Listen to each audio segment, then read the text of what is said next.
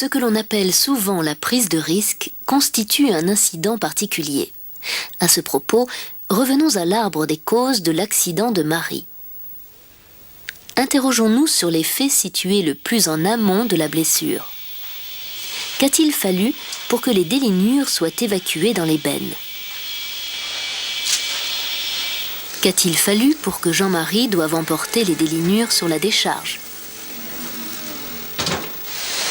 Qu'a-t-il fallu pour que le transbordeur soit utilisé pour le déplacement de la benne?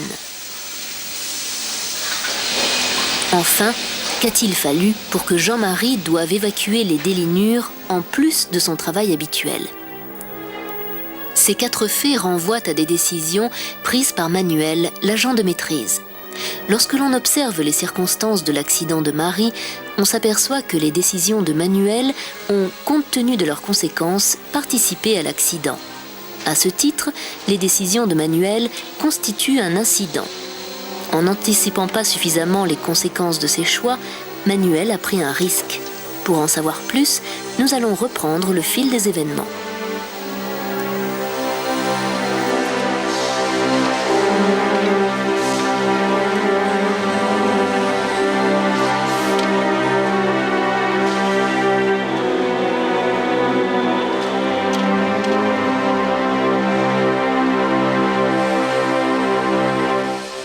La goulotte sert quand on déligne le bois, il y a des petites délignures qui vont sur la table.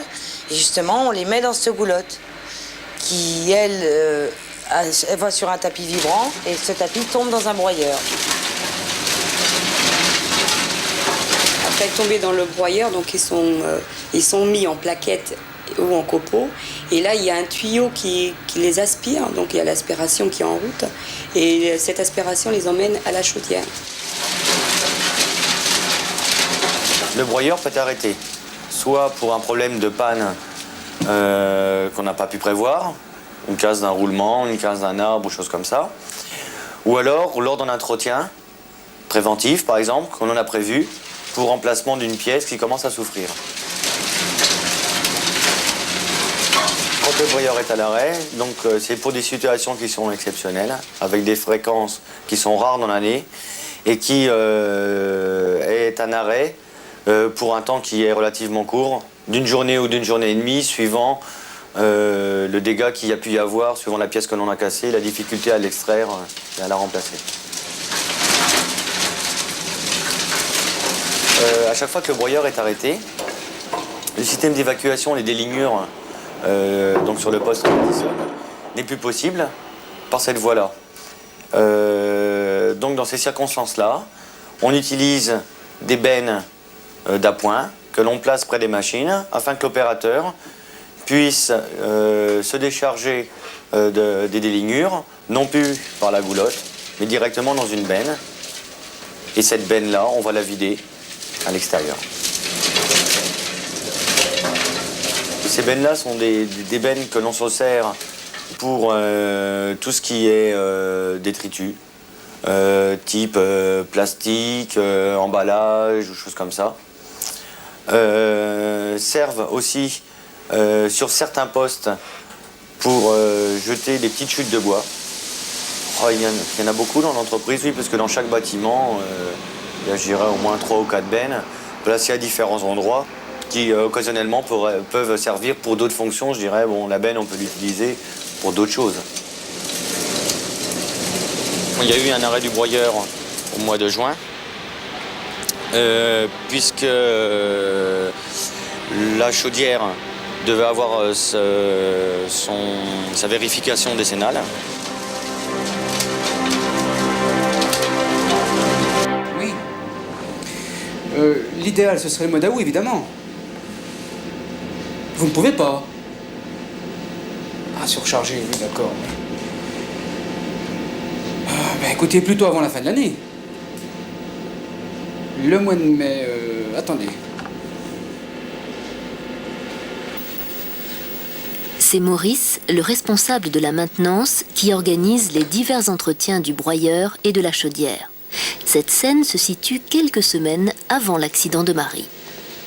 Oui, bonjour, service maintenance de chez Cordier. C'est pour la location d'une chaudière, s'il vous plaît. Une chaudière au fioul. 3 semaines pour le mois de mai. C'est pour assurer le séchage des bois. Très bien, merci. Au revoir. L'installation doit être vérifiée, contrôlée, éprouvée tous les 10 ans. C'est obligation, c'est obligatoire. Hein. C'est la législation qui l'impose. Et donc, l'année où l'accident est arrivé, eh bien, ma foi, c'est l'année où cette chaudière devait passer en révision décennale. Donc, on est obligé d'arrêter cette chaudière pendant environ 3 semaines. On l'arrête tout simplement pour la déshabiller entièrement. On était tenu d'assurer le séchage des bois dans nos cellules. Et pour assurer le séchage des bois, il a fallu mettre une chaudière relais. On a déjà réussi à le faire en dehors d'une période d'hiver, c'est-à-dire en dehors d'une période où il fallait assurer le chauffage. C'est déjà quelque chose, mais on n'a pas pu le faire en période de congé d'été, par exemple. Ça n'a pas été possible. Manuel avait plusieurs problèmes à résoudre. Salut Serge. Salut Manu. Tu en es où dans les stocks à purger? Il y avait la première chose, c'était de descendre un stock de bois à purger qui était assez important, qui était un petit peu chronique. C'est bien pour ça qu'on a essayé de trouver une autre façon de travailler au débit pour supprimer ce stock-là, d'encours de bois à purger. Donc on avait comme objectif d'arriver à le baisser à un niveau raisonnable en l'espace de 6 mois. Pour ce faire, on a donc augmenté le nombre de personnes et le nombre de machines au débit pour purger tout ce bois-là qui n'était pas très beau. Et parallèlement, il fallait mettre en place la nouvelle façon de travailler, le nouveau process dans l'atelier qui était un process à flux, je dirais, relativement réduit, en encours entre chaque machine. Ça fait partie d'un objectif de chez Cordier, de baisser les stocks d'encours dans toute l'usine, dans tous les ateliers et aussi aux produits finis. Puisqu'on travaillait avant avec, peut-être 3 mois d'encours, tout confondu. Donc c'est une politique de déstockage pour travailler en flux, beaucoup plus réduit. C'est pas du flux tendu, mais c'est un flux plus réduit. Le stock qui était ici de bois est passé environ de 400 mètres cubes à 1300 mètres cubes. Bon, 1300 mètres cubes, ça devenait complètement insoutenable. Il y avait du bois partout dans les allées de l'usine. Hein.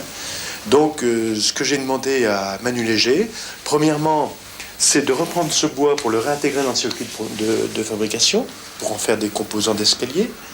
Et la deuxième chose, c'est de mettre en place un circuit qui fonctionne aujourd'hui normalement, de manière à ce que ce bois, au lieu de sortir de l'atelier, reste en atelier et soit traité en direct et de manière permanente. Alors bon, évidemment, ouais, c'est sûr que quand on dit un arrêt broyeur, qu'on met des délignures, qu'on ne peut plus mettre ça au broyeur, bon, on se dit, bon, il n'y a pas de problème, on va mettre une benne, ça nous paraît être loin de nos soucis, quoi.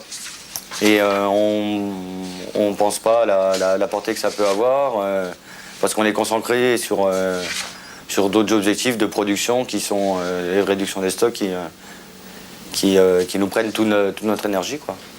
Ah mince, le broyeur. Faut que j'appelle Nicolas. Donc j'ai pris la procédure que je connaissais. Hein, je pensais qu'il n'y allait pas avoir de problème avec. Donc j'ai prévenu mes chefs d'équipe le vendredi qu'à partir de lundi, le broyeur était arrêté et mettre la procédure habituelle en place.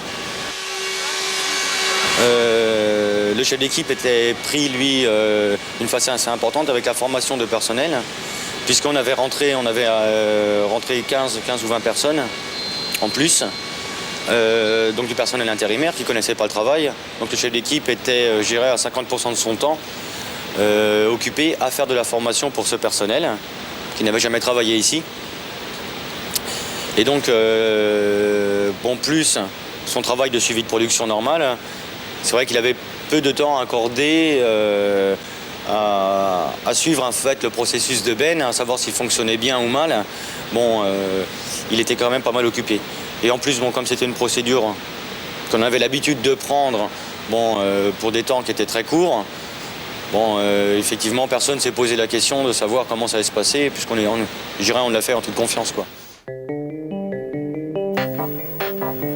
Afin de mieux comprendre en quoi les choix faits par l'agent de maîtrise constituent un incident du point de vue de la sécurité, vous allez recenser et analyser les nouvelles informations qui vous ont été données.